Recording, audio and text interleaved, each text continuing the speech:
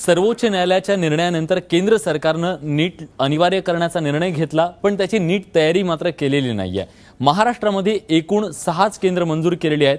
त्यामुळे अडचण अशी झाली आहे की आता चांद्याच्या विद्यार्थ्यांना जावं लागतंय नागपूरला आणि बांद्याच्या विद्यार्थ्यांना जावं लागतंय मुंबईला।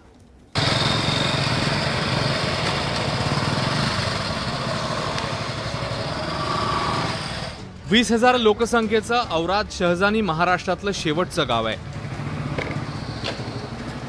इथून नीटच्या परीक्षेसाठी औरंगाबाद केंद्र गाठण्यासाठी 360 किलोमीटरचा प्रवास करून औरंगाबादला जायचंय।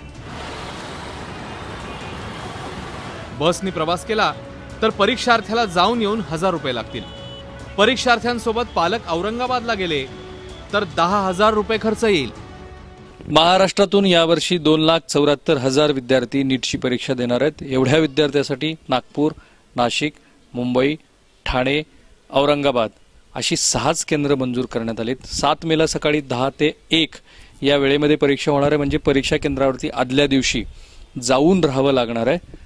लॉजवाल्याची चांदी आणि ज्यांची आर्थिक परिस्थिती नाहीये ते तुम्हाला बस स्थानक किंवा रेल्वे स्टेशनवरती झोपलेले पाहायला मिळू शकतात। आधीच नीटचं टेन्शन आणि पुन्हा परीक्षा केंद्र गाठण्याचं हे अतिरिक्त बोनस आहे।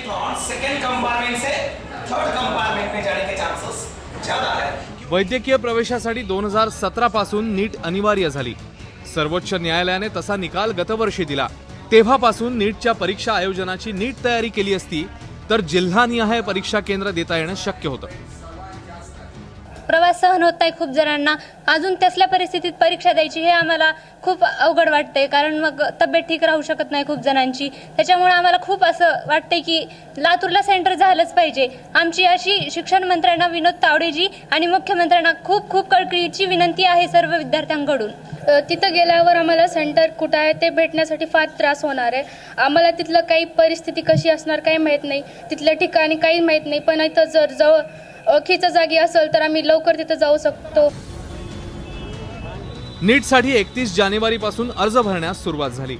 1 मार्च शेवटची तारीख। परंतु परीक्षा केंद्राच्या घोळामुळे अजूनही काही परीक्षार्थ्यांनी अर्ज भरलेले नाहीत। प्रत्येक जिल्ह्याला एक नीटचे सेंटर असणं आवश्यक आहे। जे सीईटी सेंटर होते त्यांनाच कन्वर्ट करा ना नीटच्या सेंटरमध्ये। आहे आपल्याकडे इन्फ्रास्ट्रक्चर, फक्त त्यांनी ते करावं। आणि आदरणीय प्रकाश जावडेकरकडे आम्ही पत्र पाठवणार आहे याच्यासाठी, मागणीसाठी। ही महत्त्वाची मागणी आहे।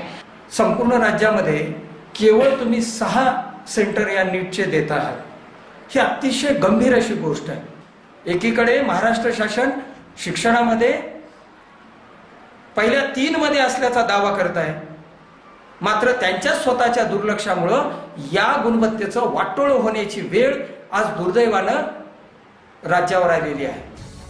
केंद्रीय पद्धतीने यापूर्वी 2013 साली वैद्यकीय प्रवेश परीक्षा झाली होती। त्यात महाराष्ट्राचा उत्तीर्ण टक्का 6% घसरला होता। दाक्षिणात्य राज्यांनी निकालात आघाडी घेतली होती। नीटची परीक्षा 11वी आणि 12वीच्या संयुक्त अभ्यासक्रमावर आधारित 180 प्रश्नांची होणार आहे। त्याचा तणाव विद्यार्थ्यांवर असताना परीक्षा केंद्राचं नियोजन बाबा आदमच्या जमान्यासारखं का करण्यात आलंय असा प्रश्न शिक्षण मंत्र्यांना पालक विचारतायत। निशांत भद्रेश्वर आणि विशाल मानेसह राहुल कुलकर्णी, एबीपी माझा, लातूर।